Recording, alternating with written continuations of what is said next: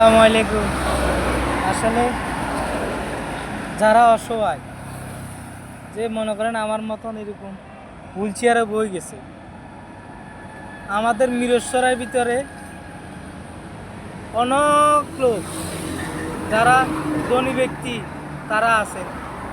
তো পবিত্র রমজান মাসের দিনে তারা যদি চাইতো, এমন এমন ঘরের ভিতরে লোক আছে যে সব কিছু বিছানায়, খাওয়া দাওয়ারও কষ্ট, ওষুধ দেওয়ার কষ্ট, সব কিছুর কষ্ট, কিন্তু চিকিৎসা করতে পারেন না।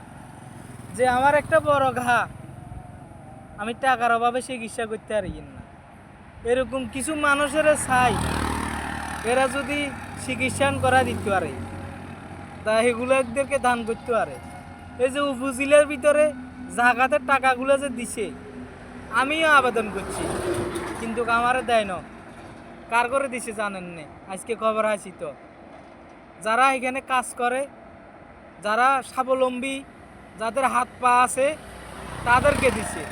কিন্তু আমাদের মতন এরকম অসহায়, এরকম কষ্ট মানুষ যারা আছে তাদেরকে দেয় না। কারণ হেরা তো জাগাতের টাকা খাবার অধিকার আছে, আমাদের নাই। আমরা চিকিৎসা করানোর দরকার নাই, এই টাকাগুলো দিকেই আমার মতো এরকম মিরেশ্বরে আরেকটা লোক আছে ঠ্যাং নাই, ফের একটা ভালো লাগা দিতে হইতো না, কিন্তু করে না।